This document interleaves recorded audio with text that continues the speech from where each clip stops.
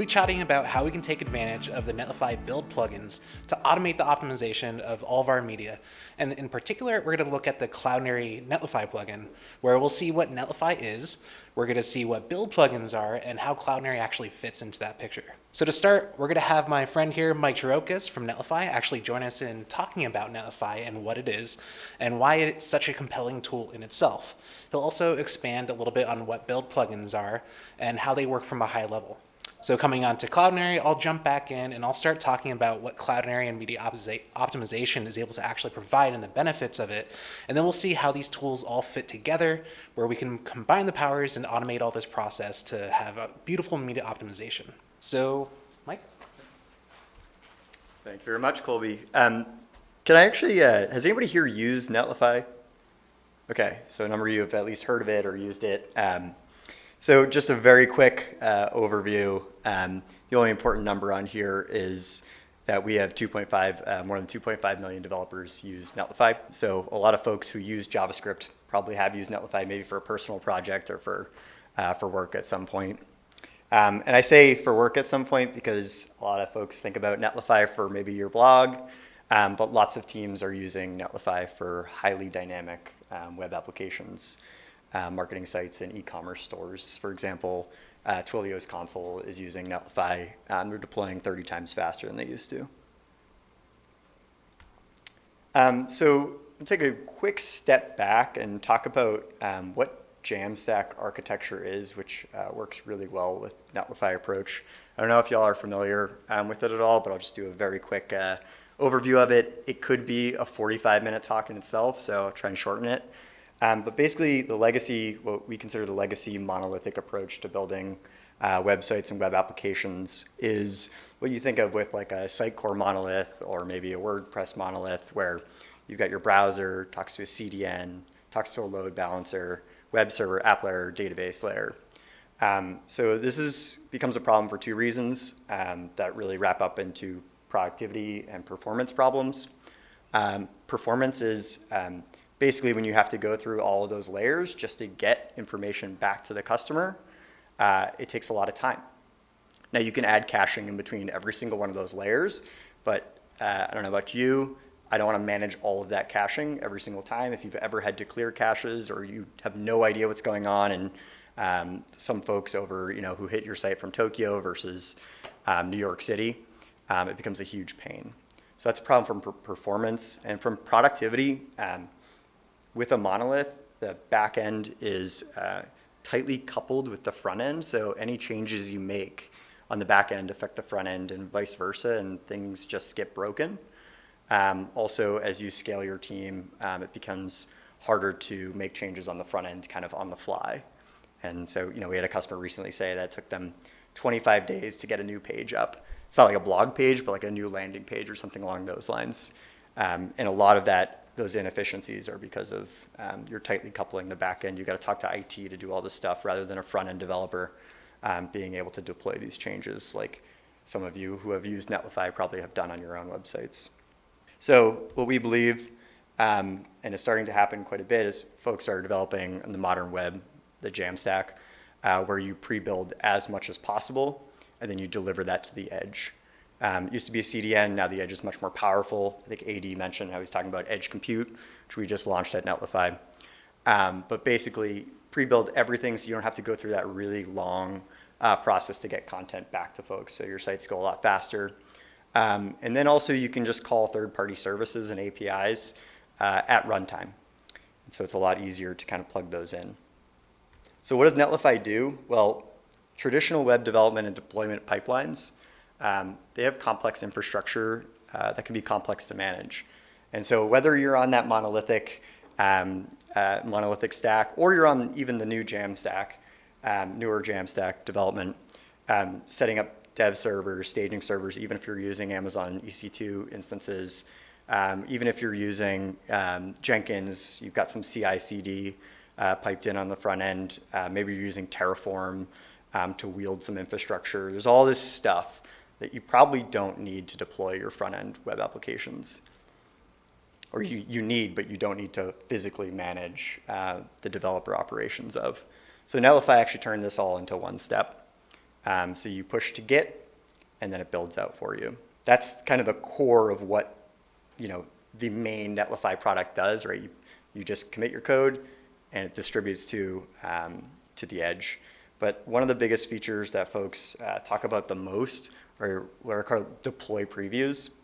And so if you want to go to production, say you're on a large enterprise site, you need someone maybe to review your code before that goes live, as you'd imagine. So when you submit a pull request in GitHub or whatever Git you use, Git service you use, it automatically builds that site, and it gives you a live staging link that you can actually put behind a wall if you want, of identity for your company to share around. So you can share it with marketing, you can share it with design, and then any comments they make actually go right into a GitHub issue. And I want to kind of harp on this again. Every deploy goes to the global edge network with instant cache invalidation. If you've ever had to deal with caches, sometimes it's a huge pain in the butt. And so instant cache validation. This is a quote from a customer who was talking about Netlify recently. She said, instead of spending hours SSH into EC2 instances, resizing the root volume, I just want to do the fun stuff. Like I just want to do what my job is. I just want to get code to market. I mean, I don't know if any of you have had this experience, but I've worked creating Docker stuff just to get up sites, and it's just completely overbuilt, completely unnecessary. I don't know if I can say who the customer is, but they're a very large company, and you may use them. And another customer is saying, I just want my developers use a web developer manager. I just want my developers to focus on what they're really good at. I want them spending all this time rolling back changes, or say they get some content, something was spelled wrong, and they need to do all this manual work. Instead, you can spend time on optimizing core web vitals. We know that influences search engine optimization. You can spend time actually getting to A/B tests that you've probably wanted to do for a very long time, but maybe haven't gotten to, and then internationalizing your site. This is another kind of idea that another thing that a lot of teams come to us for. They say, okay, this stack worked for us, this monolith stack worked for us, say a Shopify monolith, but when we want to take this to another country, we want to take this to Germany, we just duplicate that entire stack. We just duplicate that entire site. This is what Manscaped, it's a billion-dollar company, did, and then they duplicate it again, but you make one change, and that breaks everything else, right? We also know that, and this is where we're kind of getting into the Cloudinary integration here, is we know that most developers, you need to integrate many services on the front end. So for example, let's just take a single e-commerce web page. Maybe you've got pricing coming in from BigCommerce. Maybe you've got reviews coming in from Yotpo. Maybe you've got a PIM. Let's not talk about Kinea right now. I guess we just talked about PIM, but maybe you've got a PIM, product information coming in from somewhere. And then you're optimizing, you're sending optimized images, these beautiful images, as we just talked about with Cloudinary. This is all just to create one product page. So one of the things that we've recently developed is connecting everything under a single GraphQL layer. And GraphQL has more hype now, but if you read about it, or if you haven't used it, it's a huge pain in the butt to set up, which is why most teams say, hey, that's too arduous for us. We're just going to keep using our standard REST APIs. Netlify is making it much easier to take basically each of these services and stick them behind a GraphQL layer so that you can just click and select exactly what you need, automatically create these queries, and there's already a Cloudinary integration for one component of that. So just a quick review, Netlify makes it easy to develop and deploy websites, e-commerce stores, and web apps. Folks like to deploy previews a lot. Makes it easier to develop using preferred tools and workflow. So dive into Netlify Build Plugins, and then I'll pass it back to Colby, who will actually show you how these things work in practice, and especially with the Cloudinary Build Plugin, which is super cool. Just a quick level set, what is a build? So a build in the new Jamstack architecture that we were talking about is basically we want to pre-build as much of that content at one moment in time and then just ship it out to the edge instead of doing it every single time a new visitor comes to your site. And so on the bottom there, say you're using a framework like Next.js, Nuxt, or you're using a framework like Gatsby. Each of these involve builds. And if you've got a huge site, this can take a little bit of time, maybe 15 minutes or so. But there's things you can do when that's building. So for example, you can click to add powerful capabilities to every build. I like to give examples of what are actual things you want to achieve with this. What do we see our customers using? You can fail a build if it doesn't reach a specific Lighthouse score. So we're hearing a lot of teams talking about core web vitals and how Lighthouse scores correlate very closely with them. And so this is how some teams are implementing performance budgets. Check for broken links for SEO, fail build for accessibility. And then that bottom is just this is what a build log looks like for a customer that had the Lighthouse plugin. They weren't failing based on it, but 51 out of 100 is red when you look at the Lighthouse scores. We want those to be green. They're also not just for warnings or failures. They can hook into other services. For example, running your Cypress tests, installing the new Relic plugin. We at Netlify use the Algolia. We have Algolia search on our site. So it indexes your site every time it's building. And then a lot of folks are using the Sneak plugin to check, and you can fail if it finds JavaScript vulnerabilities, say in NPM packages or something like that. Also, if you develop, build, and deploy using Netlify, you can consider packaging build plugins based on initiatives. So why would we install a build plugin other than kind of adding more steps to this build? Optimizing core web vitals, right? So with the Lighthouse plugin that I just talked about and mixed with the Cloudinary plugin, you can achieve higher core web vitals by creating faster sites. Improved SEO, faster sites get better page experience, improves SEO. But you can also check for broken links. Broken links hurt your SEO, and you can submit a sitemap to Google every single time you add a new blog post automatically, or improve the user experience using Algolia search and the Lighthouse plugin again. Lighthouse plugin is very popular. And finally, if you work for a SaaS company, consider improving the developers that work on your tool with a build plugin like Colby built. We've got 2.5 million developers building on Netlify every day, so it's a good way to get to your audience. So a quick summary before I can finally stop talking. You can hear the cool stuff from Colby. Build plugins, they make it easy to add powerful capabilities to sites, stores, and apps. Consider using build plugin packs based on business objectives. And then 2.5 million developers use Netlify, so you want to consider building a plugin for this audience. So I'll pass it on to Colby now, who can talk a little bit about specific Cloudinary build plugin. Okay, so let's now talk about Cloudinary. If you're at this event, you've likely heard about Cloudinary. I know I saw a lot of hands go up when they were talking about it before. And maybe you probably already have a strong understanding of what Cloudinary does and how you can use it in your applications. But we're going to give a real quick review just to set up some context. So media is a critical part of any website or app, from e-commerce, where we need to be able to give our customers an idea of what they're actually going to buy, or to the news, where having visual context can make or break a story.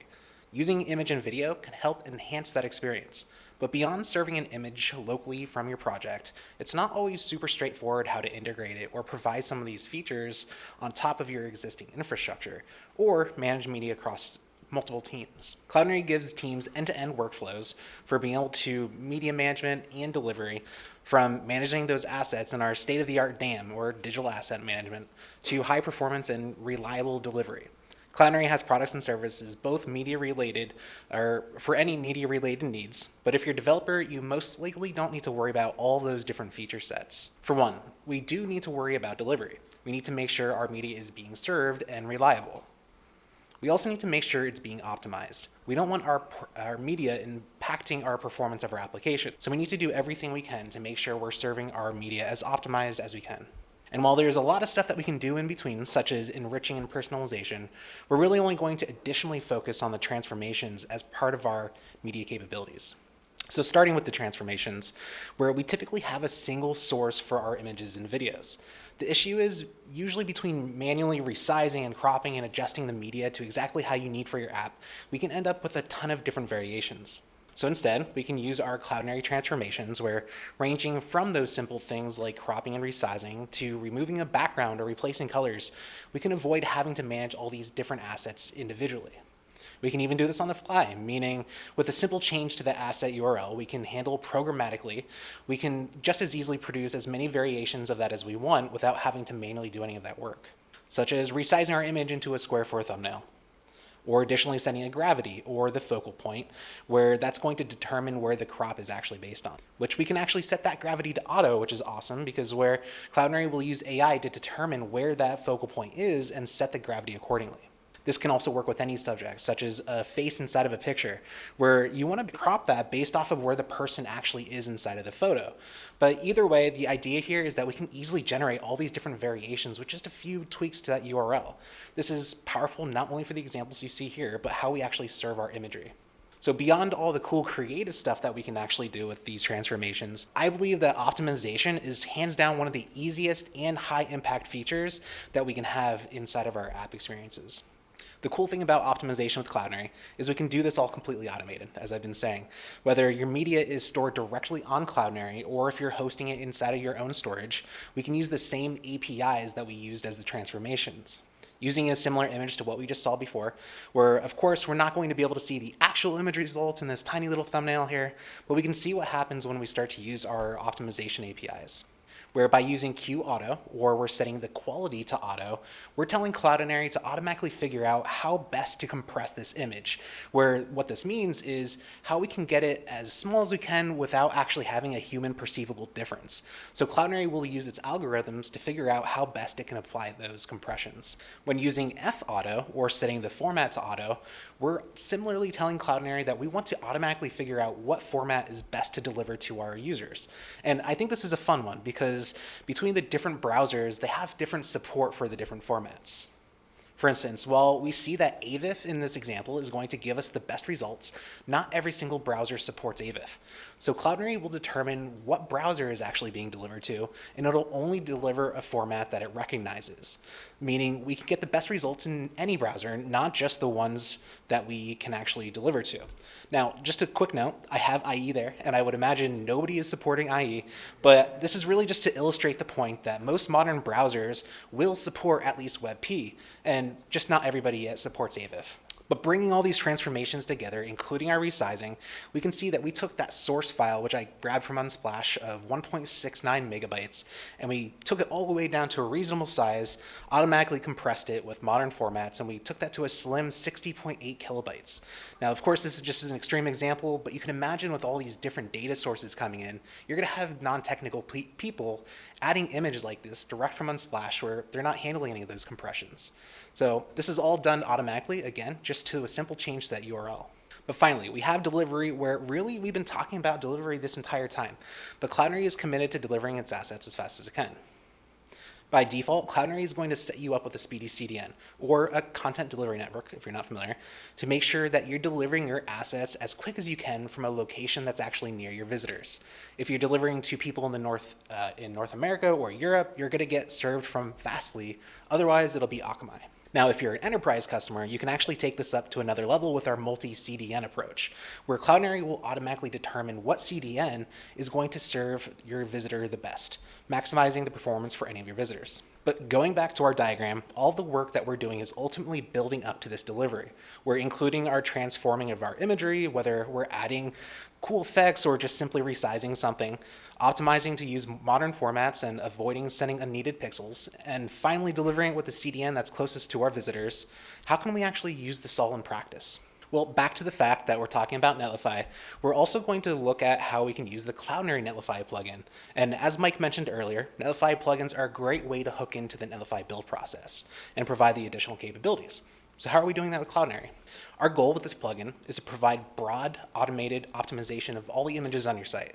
That includes any on-page images, whether served locally or remote, as well as any dynamically loaded images served from your images folder. So let's see how that works. Taking advantage of the Netlify hooks, we can use both the build and the post-build events to add Cloudinary to your site.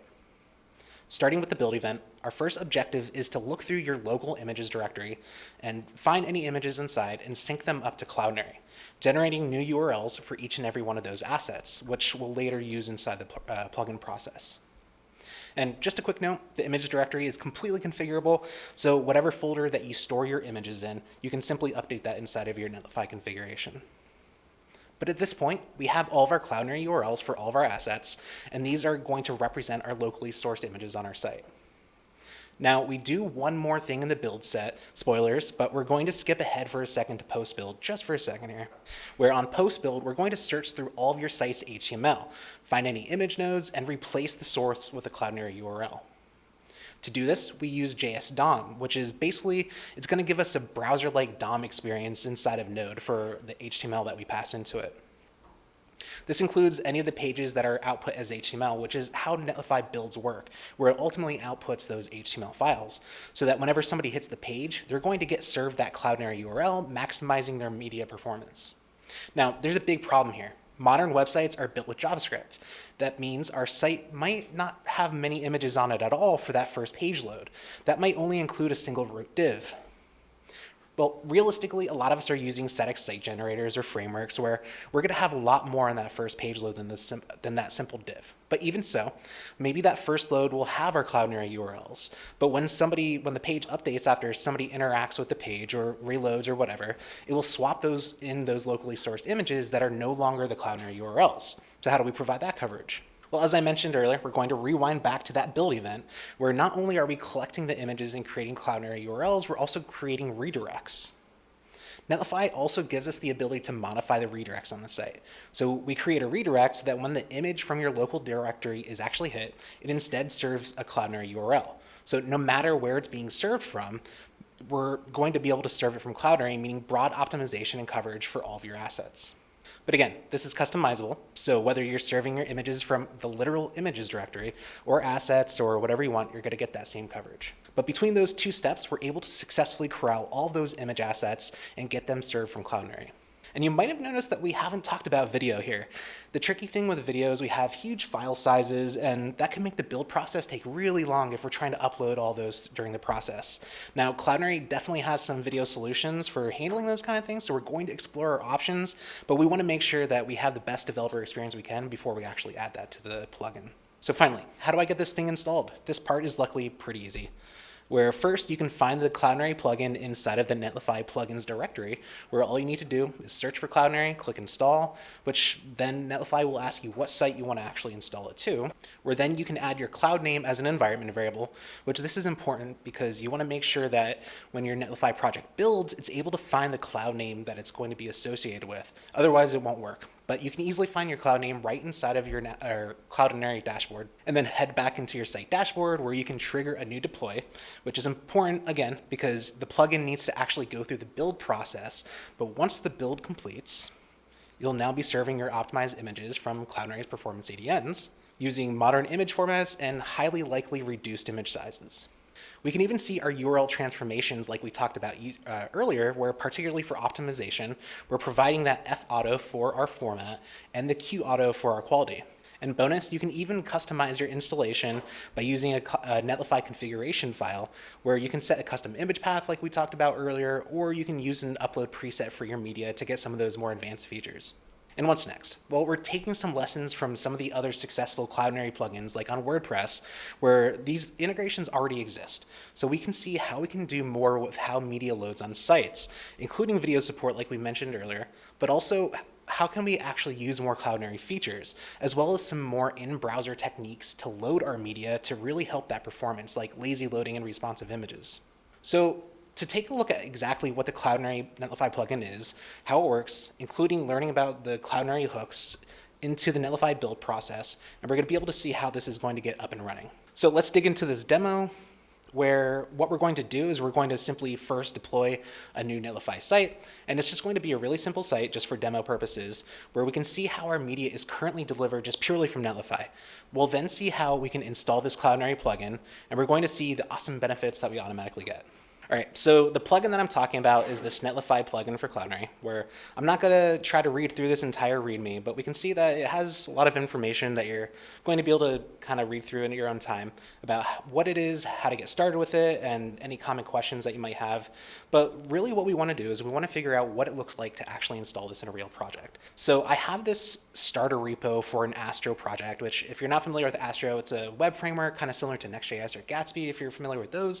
But what this is really just giving us is this really simple site where it just loads a few images on the page. And again, this is just for demo purposes to see how this affects the media on our page. But I already this morning, you can see this is just an hour ago, I cloned that page or that repository for this demo so we can see that it's a fresh news install into Netlify. So I'm not doing anything tricky aside from what you see here. But I'm going to head over to Netlify. And the first thing that I'm going to want to do is I'm going to want to add a new site. So I'm going to import an existing project where I'm going to use GitHub since my repository is on GitHub. And once that's connected, which I'm already authenticated, I'm going to search for that EXP demo where I'm going to select that repository. And this is where I'm actually able to import that project into Netlify to create a new site. So this is kind of getting part of what Mike was talking about earlier about how we can take our existing Git projects and deploy it easily, where Netlify already determined what process needs to happen in order to build this project. We can see here the build command in the publish directory. So literally all I need to do is click deploy site. And in the background, once that is on Aquamarine Hamster, love the random name generation that they give. But we can see that it's already starting up and it's going to take that site, and I can even show the logs for this. It's going to clone down that repository. It's going to install all the dependencies. And then once it has all those dependencies installed inside of its local environment, it's going to build that project and it's going to deploy it. So we can already see Netlify build, and Astro is pretty quick, especially for my very small demo applications. So this is relatively quicker than if you're using a big project, of course. But we can see it's already finished. If I go back to my main site, I can open this up in a new tab, and I just deployed a new website to Netlify. I would consider that done there because it's so cool, but we can do more stuff. So what I'm going to show you is inside of the network tab. Make this a little bit bigger. If I refresh the page, we can see all the images that are getting loaded here, where this isn't necessarily anything interesting as it is. Sorry, my clicking is not appropriate. But so we have our images, the type JPEG, we can see the size, and we can see the time that it's actually taking to download those images. So let's see how we can actually optimize this and make this even faster. So I'm going to head back to my Netlify site, and we notice that I'm opening that up and keeping it in a separate tab so we can compare it once this is redeployed. But all I need to do is head over to the plugins section, where I'm going to go to the plugins directory. I'm going to search for Cloudinary, and I misspelled that. And I can install it, and it's going to ask me where I want to install it to. So of course, Aquamarine Hamster is where I want to install it to. And I have one more thing I need to do before I try to deploy it again. And if you remember, I got to go to site settings. I'm going to go to my build and deploy settings, and particularly my environment, where I need to set up that environment variable of Cloudinary cloud name. And this is all inside of the repository documentation, but I'm going to set that to Colby EXP, which is my cloud name that I'm using for this demo. I'm going to click save. And again, the last step then is going to deploys, and I'm going to trigger a new deploy. Now in the meantime, we're going to let this build for a second, and you can even see the logs here, but I don't want to breeze past the idea that I just deploy that Netlify site. Does anybody have any questions up until then while we're seeing this build about how I actually deployed a Netlify site? No? Not in this particular, they have build hooks, which is awesome, so that if you have custom infrastructure or a headless CMS or something, you can trigger your builds programmatically with webhooks, which is awesome. But this particular one doesn't have any webhooks yet, just the Netlify or the plugin build hooks. But we can see that it already finished. And if I start going up, we can start to see where the Netlify plugin actually started to kick in, where the first step that it kicked in was on this on build event, where nothing bad happened, so there's not going to be a lot of chatter inside the logs, but we can see that we created some redirects, and that's all we did. We can even see the modified redirects that are logged immediately after that, where we have that images where it's going to pass us off to that Cloudinary URL. But if we scroll down, we can see the on post build event where we have replacing on images or on page images with the Cloudinary URLs. So now let's go back to that main top level of the site. We're going to open this again in a new tab, where this looks exactly the same as the other page, right? You shouldn't notice any differences at all. But if we open up the network tab and we refresh again, you might just start to notice a difference here where if you're paying attention, you can see that the type is going to be avif. And the size, I'm not imagining you all memorize the size of all those images, but we can see that it is lower. Now, the reason that I opened it up in two different tabs is so that I can go back and forth with this. Now, obviously we see the JPEG versus avif, but look at the size and look at the time. Now, every single page load, the time might be a little different. So this is, just one of the refreshes of what it is. But we can see that there's a substantial difference, especially in the size. And the less kilobytes or the less size of these files that we're actually being able to load, of course it's going to be faster inside of the browser, which is going to provide that broad optimization that we were talking about. And we can even right-click and open up one of these or just look at one of the images, and we see those parameters that we were talking about, where that's literally all we're doing. Format auto, queue auto, and it's providing those easy benefits to us. Now, I talked earlier about the differences between the browsers, which is, of course, interesting in my opinion as well, because now if I go to Safari and I inspect this, and I go to my network tab here, we can see that these are being served as WebP, and one guy is being served as a JPEG. The interesting thing is, again, because we're serving dynamically, whatever the best format and compression is going to be for each and every one of those images, maybe JPEG ends up being better for that particular image. But we can see, because it doesn't support avif, that we're going to be able to get those files as WebP. Did you have a question? Are we compromising on the image quality and the compression or reducing the size? As far as I know, no, because what we're doing behind the scenes for the compression is that we're giving as much compression as we can without the human perceivable difference. So while, of course, like if you have very good I don't know how to answer it more than that. It's basically the human perceivable difference, so it really shouldn't matter for that. There are actual modes to queue auto too, so you could say queue auto colon fast, queue auto, and the default queue auto is good, but you can actually make it better, or you can make it lesser, depending on. So just to re-say that, so there's different modes, just in the mic. There's different modes to the queue auto. So if you want to have best or certain different types of or not types, but different levels of compression that we can automatically adjust to. And you had more? No, I just raised this question because the size drastically cut down to 1/4, right? So 5 minutes to 100. Right. That's my question. This is my question. Absolutely. Compromising on that. Right. And again, yeah, just the human perceivable, like it's not going to be anything that somebody's realistically going to be able to tell the difference. But on top of that, all we did here was that quality and the format optimizations. We didn't do any resizing here. If we look at it, these are huge images. This is 1300 by, or 1364 by 1705, and I think some of them are even bigger than that. But imagine what we're doing if we're actually serving the best sizes that we can for each and every one of those images. We can take that down even more. Now, how much time do I have? How much time do I have left? 3 minutes? Okay, so I don't have time to do more, but so I'm going to go back to my slides and see if I can finish in those 3 minutes. So what did we learn here? We learned how fast and easy we can get a new site up and running on Netlify, which I am super impressed every time I see that. But we also learned how Cloudinary can help with all of our media. We saw how we can combine both of those powers and how we can use the Cloudinary Netlify plugin to automatically provide broad optimization of all of our media or images so far.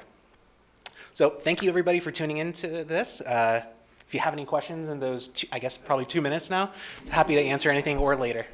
I'm confused when you did the image swap. Did the plugin actually upload the images to Cloudinary, or were they already there? So there's options to do both.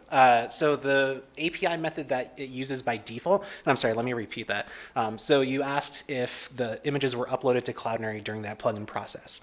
And there's different APIs that you can work with for the Cloudinary assets. There's the fetch API where you can pass in a remote source and Cloudinary will dynamically fetch that image. But you can also use signed and unsigned uploads as part of that process inside the documentation. And I was gonna demo that, but I don't have time. But during this process, it happens on the fly, where if you do choose to do the upload, it'll actually go through and upload that media during the build process. So you have the options to do both. But by default, I'm sorry? It was still that quick. It was uploading physically files to Cloudinary. So not in this one. This was using the fetch API. So Okay. so that's going to happen on the fly. But still, it's going to be a relatively quick process to upload the images throughout the build process. Does that make sense? I'm sorry? And it's cached. Yeah, it's cached. Yeah, Does it have more? exactly. Yep. And subsequent build runs, if it detects that the image is the same hash, it's not going to try to re-upload it. Oh, okay. Yeah. So you can give me the dumb down answer. I'm not a developer here, but can images, so say I already have a website with tons of images on it, can that just be synced somehow so that they'll just be replaced with Cloudinary images? Yeah. The question was, if I already have an existing site, can I sync the images to Cloudinary, right? So yeah, exactly what I just did here. You just go to the Netlify UI, click install on that plugin, add your cloud name. You can provide additional configurations. That's all inside the documentation. But just like that, then it'll be served on Cloudinary. And then they'll all be served optimized? Yeah, yep, exactly. Because part of what the plugin does is it adds those parameters, the QAuto and the FAuto, to any of the Cloudinary delivered files, so that you're automatically getting those optimizations. Okay. Yeah, so except the images stuff, is there anything I can expect? So you were asking, is there anything more you can expect beyond the images, just for the plugin or Cloudinary broadly? So for the plugin, it's still in early development, so I'm working on it. I want to add more features, like transformations, how you can target it. I also want to make sure that I'm doing it in a way that's giving the best developer experience. I don't want to create some complicated system that's going to be difficult to implement. So just trying to make sure that I figure out the right solutions for that, kind of similar to the video process. But there's definitely a lot of potential for what we can do there. So what was the, and you may have skipped over this or I didn't see it, what was the authentication process between setting up Netlify and then entering in your cloud name? Was that the only thing that you told Netlify about your Cloudinary account was your cloud name? Yep, exactly. Now, the authentication would typically come on the Cloudinary side. So, for instance, if you want to make sure that you're only using the Fetch API on your site, you would want to add that to the allowed list on your Cloudinary account to make sure that you are securing that down. Sorry, I don't think I repeated that question. You asked if there was security involved in the process of connecting the plugin to Cloudinary.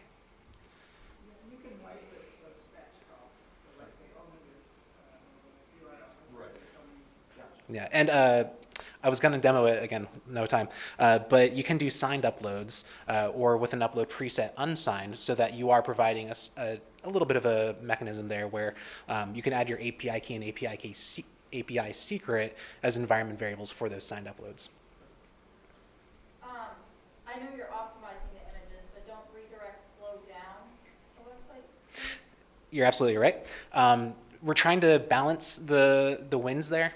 So having that one redirect, it depends on the image. So if you're already serving highly optimized images, adding that redirect might slow it down enough to degrade that performance. But I think a lot of the target here is going to be websites that might not be doing everything that they can.